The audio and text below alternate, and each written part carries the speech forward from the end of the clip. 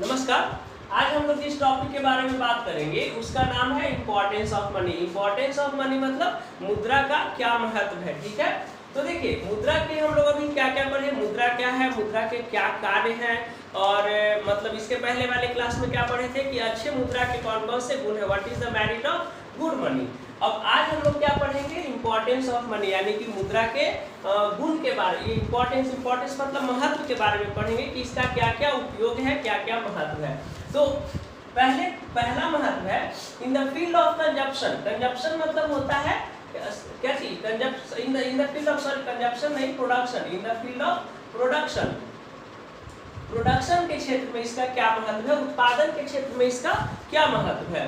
तो पहला इसका जो इम्पोर्टेंस है in the field of production वो है मैक्सिमम सेटिस्फैक्शन। देखिए जब भी कोई बिजनेसमैन या जो भी इंडस्ट्रियल पर्सन वो क्या करता है, रॉ मटेरियल को पहले क्या करता है, परचेज करता है। रॉ मटेरियल को परचेज करने का मतलब कि जो फाइनल गुड्स जो बनाएगा उसके लिए जो जो कच्चे सामान लगता है उसको पहले क्या करेगा, खरीदेगा। तो उसके लिए वो क्या पे करेगा, कॉस्ट पे करेगा। तो जब फाइनल गुड्स बनेगा तो उसका एक कॉस्ट प्राइस आएगा, ठीक है, और कॉस्ट प्राइस से कुछ हाई उसको मार्जिन करके क्या करेगा, वो सेलर को देगा, ठीक है, तभी तो कंपनी को प्रॉफिट होगा।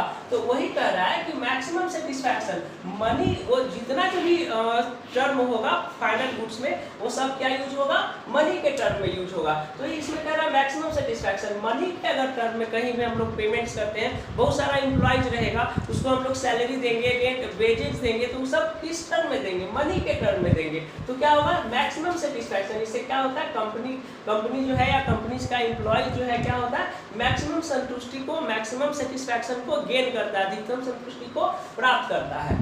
नेक्स्ट है डिफर्ड पेमेंट। डिफर्ड मतलब हम आपको पहले वाले क्लास में ही बता चुके हैं कि डिफर्ड मतलब होता है पेमेंट इन फ्यूचर, मतलब अभी जो चीज परचेज किए और उसका पैसा अभी न देके हम लोग क्या करेंगे, बाद में देते हैं, दैट मीन्स कि फ्यूचर में देते हैं, तो उसको हम लोग क्या कहते हैं, डिफर्ड पेमेंट कहते हैं। यानी कि इसको हिंदी में कहते हैं भविष्य में भुगतान। यानी कि अभी सामान खरीद लिए और उसका पैसा अभी न देके जब हम लोग फ्यूचर में देते हैं तो उसको डिफर्ड पेमेंट कहते हैं। तो देखिए डिफर्ड पेमेंट किसके कारण पॉसिबल है, मनी के कारण पॉसिबल है। ये हम लोग मनी के फंक्शन में भी बताए थे कि है ना, फंक्शन में क्या बताए थे कि डिफर्ड पेमेंट पॉसिबल, ये मनी के आने से ही हुआ है। बार्टर सिस्टम में क्या होता था कि डिफर्ड पेमेंट पॉसिबल नहीं होता था, भविष्य में भुगतान पॉसिबल नहीं होता था। नेक्स्ट है to make saving. To make saving, इसको देखिए मनी के फंक्शन में हम इसके बारे में क्या बताए थे, स्टोर, है ना, वैल्यू को हम लोग क्या कर सकते हैं, मनी को हम लोग क्या कर सकते हैं, स्टोर कर सकते हैं। इंपॉर्टेंस में क्या बताया इसको, टू मेक सेविंग मतलब हम लोग इसको क्या कर सकते हैं, मनी को क्या कर सकते हैं, फॉर द फ्यूचर सेव कर सकते हैं। सेव मतलब उसको बचा कर आगे आने वाले कामों के लिए रख सकते हैं, ठीक है। तो ये जो सेविंग है किसके कारण, ये सेविंग क्या है, इंपॉर्टेंस का एक इंपॉर्टेंट फंक्शन है, एक मतलब महत्वपूर्ण कार्य है। नेक्स्ट है, ये हो गया इन the field of production. Production के क्षेत्र में, प्रोडक्शन के फील्ड में इसका तीन इंपॉर्टेंस बताया, ठीक है। अब हम लोग चलते हैं, अरे ये कंजप्शन ही था, ये कंजप्शन ही था, कंजप्शन, ठीक है, ये प्रोडक्शन है, in the field of production. तो प्रोडक्शन के क्षेत्र में क्या है, हम लोग क्या करेंगे, लार्ज स्केल प्रोडक्शन। देखिए मनी जिसके पास ज्यादा है वो क्या करेगा, प्रोडक्शन क्या करेगा, ज्यादा करेगा, ठीक है। जिसके पास मनी ज्यादा है, कैपिटल ज्यादा है, तो बड़े ऑर्गेनाइजेशन को फॉर्म करेगा, उसका प्रोडक्शन क्या होगा, हाई होगा। तो प्रोडक्शन हाई करने के लिए किसका नीड है, मनी का नीड है। तो वही कह रहा है कि large scale production. Large scale production मतलब प्रोडक्शन काफी हाई मात्रा में, काफी बड़ी मात्रा में पॉसिबल होगा। ये किसके कारण पॉसिबल है, मनी के कारण पॉसिबल है। नेक्स्ट है डिवीजन ऑफ लेबर। डिवीजन मतलब होता है बंटवारा, विभाजन, ठीक है। डिवीजन मतलब क्या होता है, बंटवारा यानी कि विभाजन। तो डिवीजन ऑफ लेबर, अब देखिए हम लोग मनी के क्राइटेरिया के बेसिस पे क्या करते हैं कि लेबर को बहुत सारे सेक्टर में बांट देते हैं। जैसे देखिए अगर कोई कंपनी है तो उसमें बहुत सारा एम्प्लॉयज होते हैं, एक होते हैं टॉप लेवल के एम्प्लॉयज होते हैं, होता है ना, उसके बाद मिडिल लेवल के, उसके बाद लोअर लेवल का, उसके बाद प्लेटफॉर्म एरिया का होते हैं। मतलब जो ज़्यादा ऊपर पोस्ट पे रहते हैं उनको हम लोग सैलरी क्या करते हैं, हाई पे करते हैं, ठीक है। तो उसके नीचे जो है उससे कम सैलरी, उसके नीचे जो है उससे कम सैलरी, उससे नीचे जो है उससे कम मिनिमम सैलरी। और सबसे ज्यादा काम कौन करता है हम लोग का? प्लेटफॉर्म एरिया वाला। प्लेटफॉर्म एरिया मतलब जो हो गया मजदूर वगैरह सबसे ज्यादा काम करते हैं, लेकिन उनका पेमेंट क्या होता है? सबसे कम होता है। एक दिन का 500 या 600 रुपया पेमेंट होता है ना। तो ये हो गया किस क्या थी डिवीजन ऑफ लेबर, मतलब मनी के बेसिस पे हम लोग बहुत सारे जो लेबर है, जो एम्प्लॉयज हैं उनको क्या कर देते हैं? बांट देते हैं, ठीक है। सेल्स मैनेजर, एक कंपनी में सेल्स मैनेजर हो गया, परचेज मैनेजर हो गया, अकाउंट डिपार्टमेंट हो गया, प्लानिंग डिपार्टमेंट हो गया, होता है ना। तो रॉ मटेरियल परचेज करने वाला डिपार्टमेंट अलग हो गया, बहुत सारा एम्प्लॉयज होता है। तो वही कह रहा है कि डिवीजन ऑफ वर्क यानी कि डिवीजन ऑफ लेबर, सभी लेबर मतलब एम्प्लॉयज, ठीक है। जो भी लेबर है उसको हम लोग क्या कर देते हैं? बहुत सारे वेरियस टर्म में क्या कर देते हैं? डिवाइड कर देते हैं।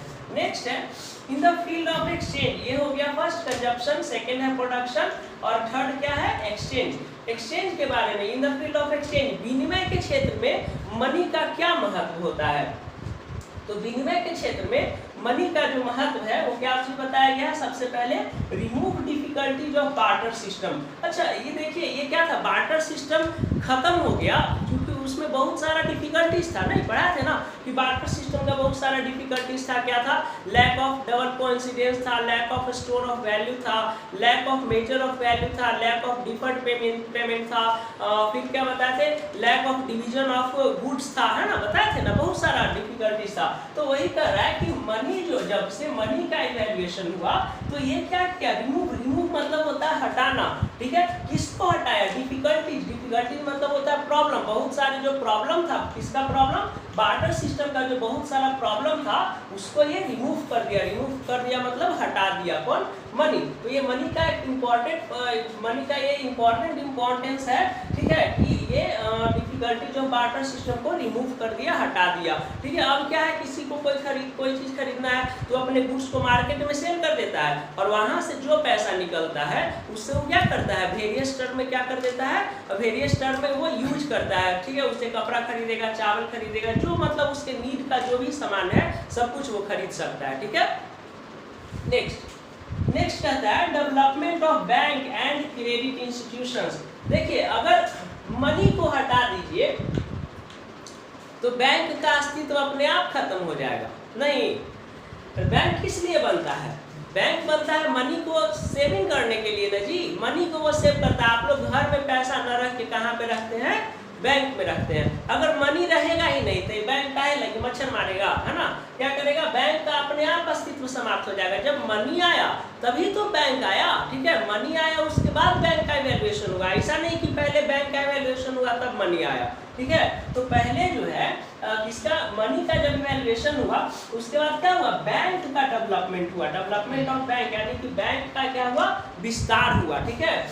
और क्रेडिट इंस्टीट्यूशंस मतलब क्या हुआ? लोन वगैरह जो भी इंस्टीट्यूशंस प्रोवाइड करवाता है उसको क्रेडिट इंस्टीट्यूशंस कहा जाता है। समझ में आया?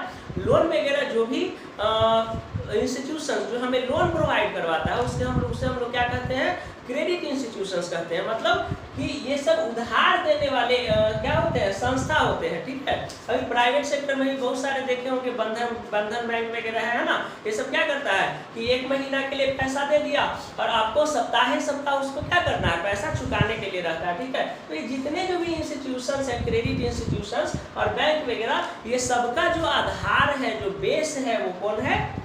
मनी है ना। अगर यहाँ से मनी हट जाएगा तो सब क्या हो जाएगा? कुछ रहेगा ही नहीं। यहाँ कोई जाएगा जी? अरे बैंक में पैसे का ही ना ट्रांजेक्शन करने के लिए लोग आता जाता है। नेक्स्ट होता है बाबू importance of money in public finance. Importance of money in public finance कहने का मतलब कि मनी का जो महत्व है वो पब्लिक फाइनेंस में बहुत अधिक है ना। पब्लिक जो भी काम करता है, जो भी उसका वर्क है, ठीक है ना, पब्लिक का, वो टोटली डिपेंड है किस पे? मनी पे, ठीक है। पब्लिक फाइनेंस, ये पब्लिक का फाइनेंशियल फाइनेंस होता है। कौन? मनी। वित्त होता है ना। जितना जो भी काम है वो सब मनी के द्वारा करेगा, ठीक है। पेट्रोल खरीदना है, पैसा चाहिए। सब्जी खरीदना है, पैसा चाहिए, ठीक है। हम लोग सब ट्रांजेक्शन किस में करते हैं? मनी के द्वारा करते हैं, ठीक है। तो वो ये जो हो रहा है किसके द्वारा संभव है? मनी के द्वारा संभव है, ठीक है ना। तो आप आई होप आप लोग ये सब समझ लिए होंगे कि what is the money and what is the importance of money. और इम्पोर्टेंस ऑफ मनी का कितना फील्ड में बताया, कंजप्शन के फील्ड में, प्रोडक्शन के फील्ड में, और एक है पब्लिक फाइनेंस के क्षेत्र में। ठीक है, धन्यवाद।